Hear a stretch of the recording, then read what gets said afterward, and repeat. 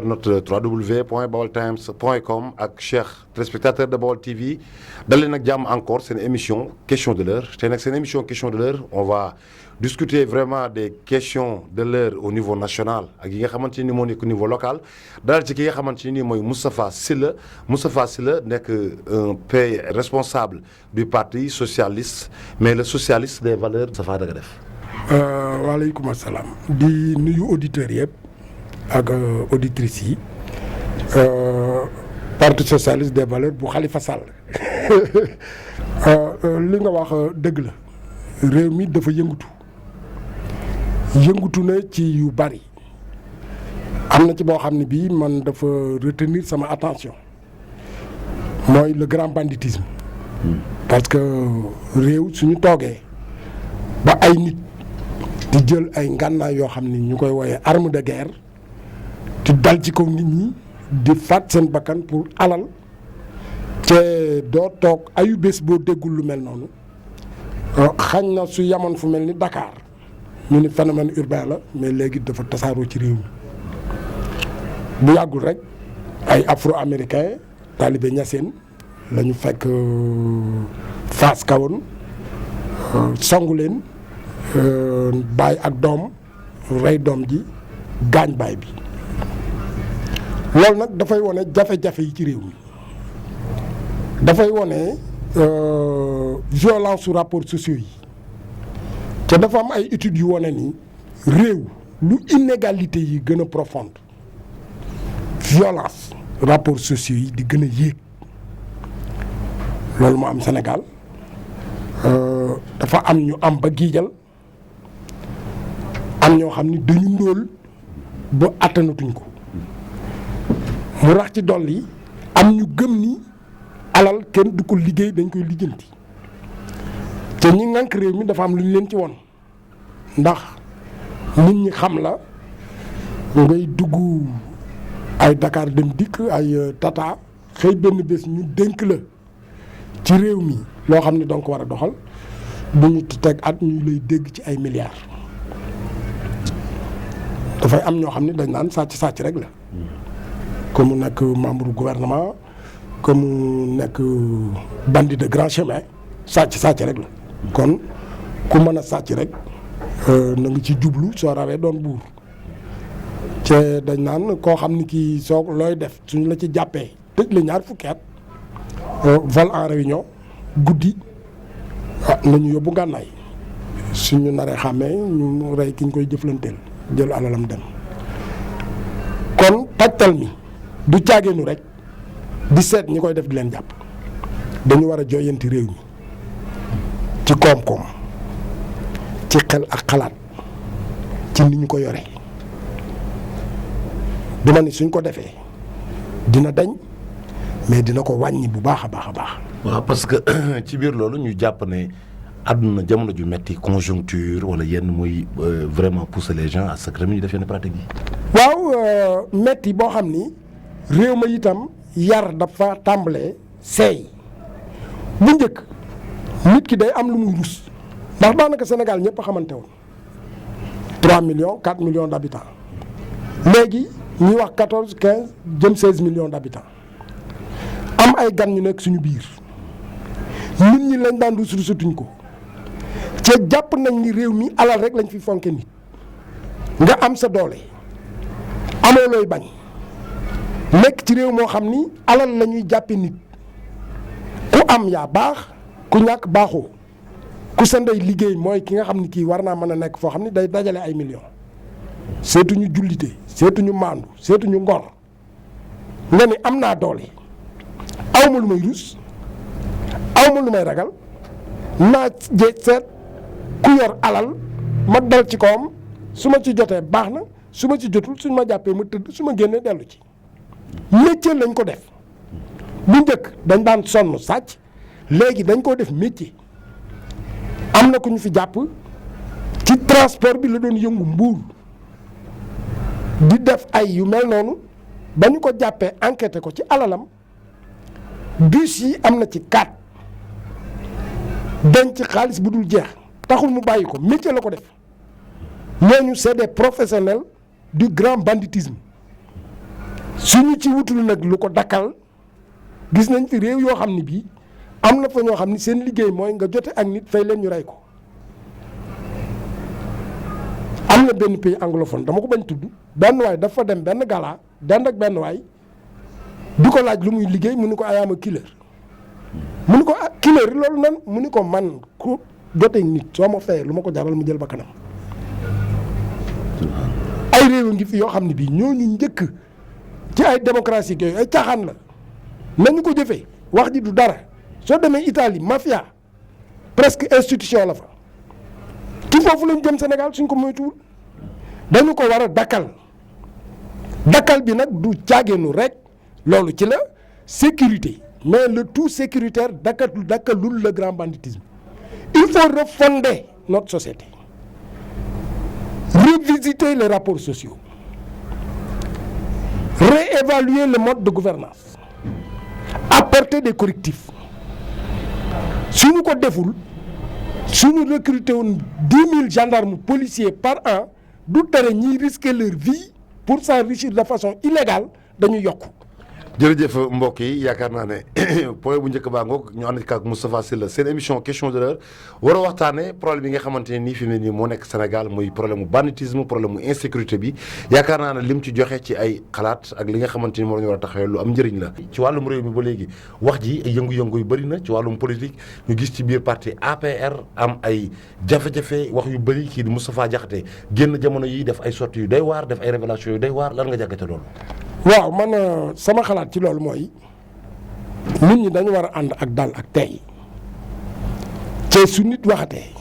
loo xam ni da ko jëme ci mbooloo mi askan wi ñu déglu ko yàkkamtee tontu amul njariñ man li ma jàpp ci waxi Moustapha Diakhaté su doon te ne ci doxaliinu APR kese la yam xañ na maanaam mi mu am du ko am mais APR ñi ko ŋànk yore ko dañoo war a xam ni ñoom la ñu dénk suñ bopp lu fa yëngu laal ñu te question yi nga xam ni moom la Moustapha Diakhaté posé ay question la yoo xam ni qui concerne l'ensemble des Sénégalais parce que celui à qui les Sénégalais ont confié leur destin appartient à l'APR, il en est même le principal dirigeant muy le président de la République. su fekkente ne Moustapha Diakhaté def ni parti bi doxee awut yoon man su yemoon foofu duma ko awal maanaa def ni parti bi doxee parti bi ñuy doxee su seen njiit génnee du mën a respecter doxaliinu réew mi ci ni mu war ndax da koy tàmme ca parti ba mu nekk man damay gëm loolu mu wax ci APR am na parti socialiste moo tax ñu dàq Khalifa Sall ñàkk a doxalin bu dëppoo ci yoon ànd bu dul àndu nawle loolu soo ko nekkee ci parti di ko doxale nit ñi di ko ci bàyyi di la seetaan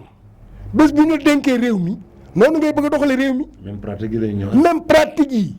nekk dans les partis à cause du déficit démocratique mooy transposé wu dans la gestion du pays njiit li mu bëgg. ñu topp ci moom loolu la ñuy def soo waxee ñuy lay gor ku ko tëral ko dëgg la gor soo ko tëralee tëral ko waaye bu ko yeeb dañuy bëgg nag yeew la ci teraanga su ko ngor di wecci dootul teraanga njëgu jaam la Moustapha Diakhaté dafa taxaw lànk ñun da koy yéex a def nit dina wopp wér ñu naan dafa yéex a wér su dee même bu njëkk àndoon na ci léegi àndu ci ñun Sénégalais yi li ñu intéressé mooy li muy wax ca mu engagé suñu avenir. l'avenir de tous les Sénégalais. de tous les Sénégalais lu mel ni candidature président Macky Sall pour un troisième mandat suñu ko waxoon ci ronlal suñu génnee dina siiw yàgg-yàgg te su siiwee li nit ñi moytu mooy 23 juin amati fi parce que ay bakkan da ca tëddoon kon su dee wax loo xam ne bii day tax loolu du am Sénégalais yi dañ ko war a déglu. yamut foofu Moustapha Diakhaté fierté la war a nekk Sénégal ak Afrique man fi ma ko nawee mooy biñ ne Sénégal Afrique dañuy xëccoo ay poste conseil de sécurité mu ni continent bu mënta assurer boppam sécurité am lan lay doyee ay présence conseil de sécurité mais xoolal logique boobu ak yeneen logique yoo xam ne bii Moustapha Diakhaté daf ko teg ñu concerné Sénégalais yi concerné africains yi wax benn façon doxalin mu dénoncé ko seen caaxaan yooyu ñuy def naan conseil de discipline jël sa ñaar ñetti nit yoo xam ne bii dañuy taxaw ni njiit li bëggut ko fi wax lii soo ko waxee ñu indi la fa di def seen jëfi caaxaan yooyu naan dàq nañ la. wolof danaan lii raam ci ñàkk ba la jëm parce que li nekk ci biir tey ji APR ñu jàpp ko ne mooy parti yi nga xam ne mooy parti au pouvoir tamit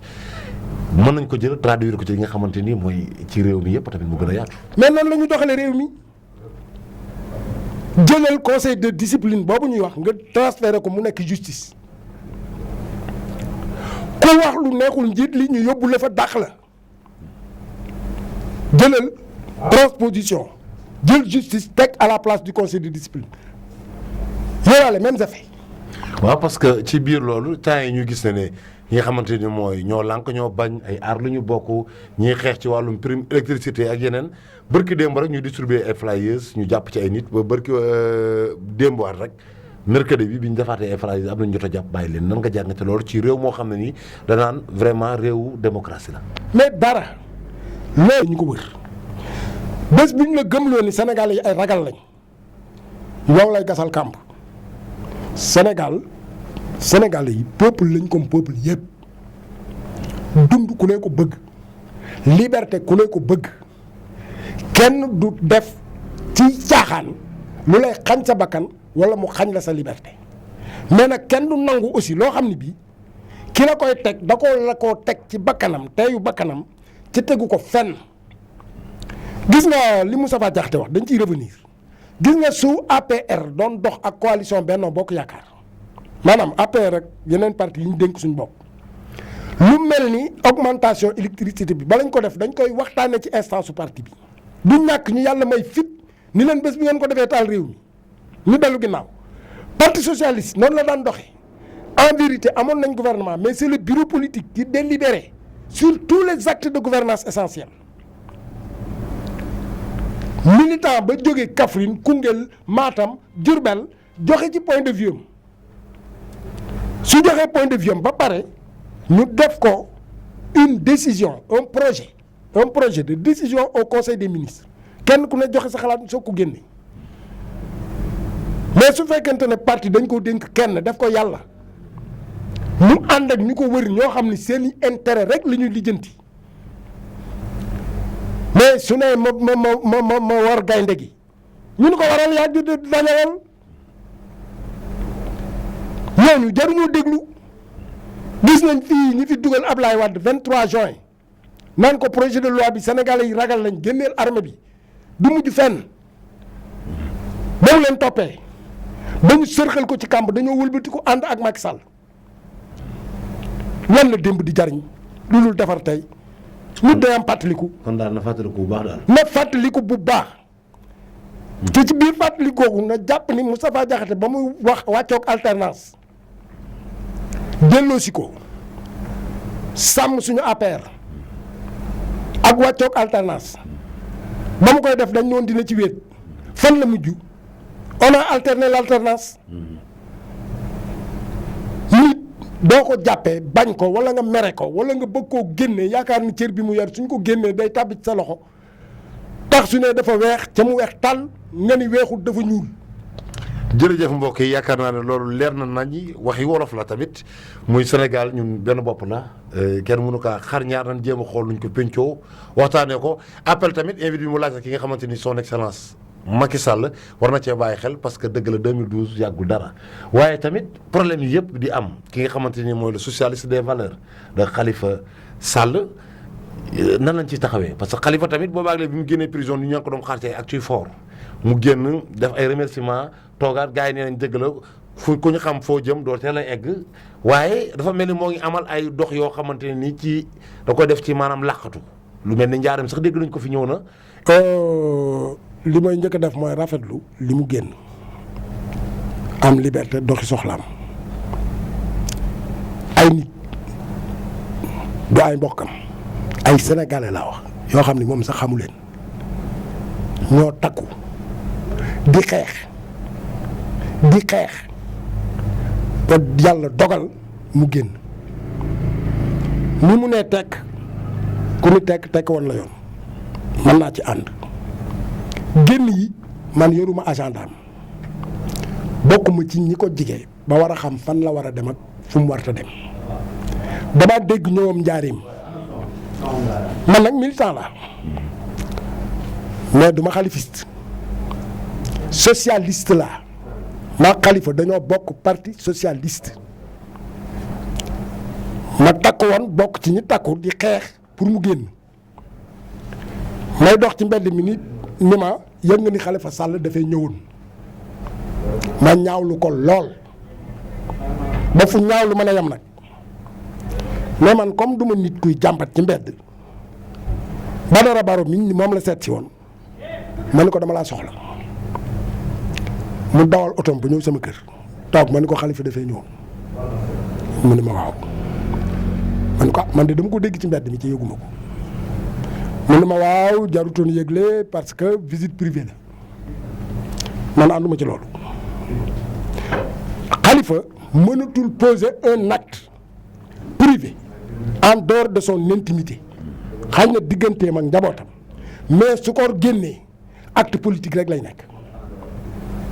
un homme politique ne pose que des actes politiques même si pour moom du acte politique interprétation bi ci nit ñi def dañ koy interpréter comme un acte politique man ko man de amoon naa ci lu ma naqari moo tax ma laaj la ko lii nga ma tontu doy na ma lu visite privée la wante nag amoon naa ci naqar xañ na tontu lii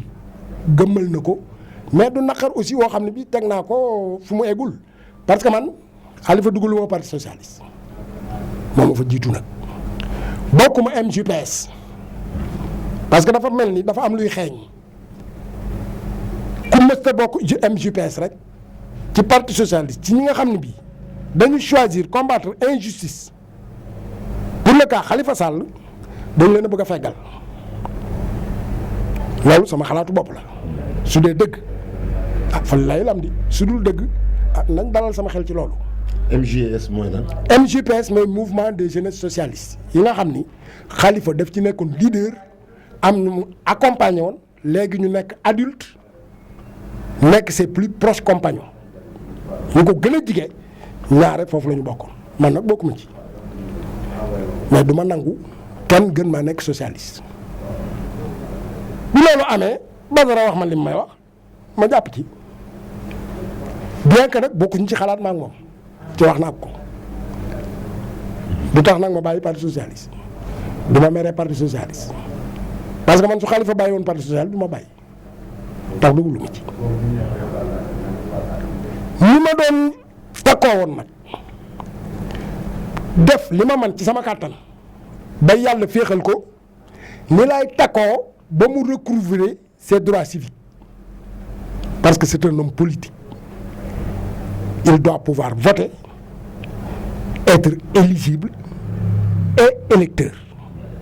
combat boobu maa ngi ci damay fedd li defuma ko pour son nom dama koy def par principe bés bu ko recouvrer nag li ci kanam on va voir man comportement militant rek lay am parce que man du ma al toppee du ma suq du ma dunguru militant la boo am ay droit ak i devoir bi njëkk ci droit bi mooy droit à l'information lii noté naa ko li ci kanam rabu ci bët. mais léegi ba léegi kon ñu gis ne daal PS comme dafa mel ni lu naxasaay parce que dëgg la li ñu doon xaar daal ba léegi gisuñu ko gisaguñ yenn actes yoo xam ne nii day wane na PS ak wala des valeurs ak Khalifa Sall danañ ñëwaat def dara. xam nga lu tax ma ni la man lii socialiste laa ci taxawee xam nga man sama yéene mooy parti bi àndaat du ma ànd ak Khalifa ba boddi ñi nga xam ni suñ ne socialiste lañ kenn mënu ko weddi ak kuñ mën a àndal sama yéene mooy parti bi nekkaat benn dox ci yoon ñu woote ku ci bokk ñu seet ki ñu doy ñu jiital ko mooy caaxaan yi ma la doon wax ay commission discipline ay caaxaan la ndax nañ ko war a defee ba la cay juddoo nit ñi mën ko nangu amul benn parti bu ñuy doxee dafa war a doxee comme instance judiciaire woo un instructeur libre et indépendant mu woo waa ji laaj ko li mu def lan la ko defee wut ñu ko défendre ñu jël chef d'inculpation bi après instruction étudier ko taaj ko mu défendre su dee li mu wax dafay dëgg ñu nangul ko su juumee ñu ni ko juum nga ba pare respecter la graduation des sanctions première faute exclusion loolu mooy da ngaa yàkkamti débarrassé wu ci nit ki parce qu'il est gênant noonu la ñu doxalee parti socialiste moo tax man ma takku ànd ak Khalifa mi mu dal ci kawam loolu ma doon def ci lay continuer ba mu recouvrer ses droits civiques et on va voir su boobaa lan lay proposer pour parti socialiste bi su yàlla dogalee mu jiite ko su waxee lu ma àndul damay taxaw ni ànduma ci man Khalifa moomu ma xaw ma ko amuñu relation personnelle du ma mbokkam ba mu ñëwee ni ma ay mbokkam la doon seet si ma ni kon fa li layil am di parce que man du ma mbokkam man bëggi gan du ma tax a dëkk gaar ba man militant la am ay droit ak i devoir l'un des premiers droits yi nga xam ni dama koy xeex mooy le droit à l'information et l'information juste. jërëjëf Moustapha Sylla jërëjëf cher internaute de www.baoltimes.com seen émission question de l'heure yaakaar naa temps baa ngi waaj a jeex waaye Moustapha mënuguñoo yëkkati plateau bi yaakaar naa te duñu wax ci benn problème muy leen wàllum franc CFA ak wàllum éco Sénégal wala migré ñu ne dafa war a dem ci benn bor bi ban jàngat nga ci def tey jii est-ce que ça vaut le coup Sénégal changé li nga xamante ni sa monnaie la. franc CFA mais xaalis tubaab bi la du suñu xaalis. dafa futti CFA solal mbub mi éco gis nga dafa am ñaari question suñu réglé wul la question de la sécurité au plan continental régler le problème des monnaies au niveau sous-régional li ñu ci bëgg duñ ko am loolu nag am na technicien yoo xam ne mooy seen liggéey naka nga mu ne jël éco yamale ko UMOA alors que dañ ni woon ce serait une monnaie de la CEDEAO Macron pour couper l'herbe sous les pieds des africanistes qui revendiquent le départ de la France mu profité dem Abidjan ànd ak Ouattara ñu génne loo xam ni amul concertation peuple yi amuñ ci information xëy rek décréter la naissance de l'éco wutal ko ay paramètres alors que monnaie instrument économique la nañu régler d'abord les convergences économiques au sein de la CEDEAO avant de régler les convergences d'ordre monétaire loolu mooy démarche fiable mais France xam na ni les pays anglophones dictat bi mu am ci son précaré francophone amu ko ci ñoom loolu moo tax ñu bañ ñu élargir éco à la CEDEAO mais loolu c'est le combat des chefs d'État. Ils n'ont qu'à faire preuve de patriotisme et se battre. Les peuples ont compris ñoom que c'est pas à chaque fois que intérêt France nekk seen intérêt. C'est au chef d'État de prendre conscience de ça, de s'engager dans des voies voulues par leur peuple. buumu njaam gi dafa doy nañu ko dagg fekk dagguñu ko yii ñu nekkee duñ ci jóg. jërëjëf Moustapha Sylla jërëjëf yéen ñu doon seetaan yaakaar naa ne fii la ñu yem ak yéen tey seen émission question de l'heure ki ñu ci dalaloon di Moustapha Sylla Moustapha baatub tëj bi rek lan lay doon. jërëjëf di la sant ndax réew mi kenn ku ci ne dafa am foo féete na ku ne def la ko war ci sama xalaat yéen a ngi ci leen war ndax information dafa war utile objectif ba pare impacter la marche des peuples te ci sama yaakaar xañ na ñàkkuti njuum te ay doomu aadama rek lañ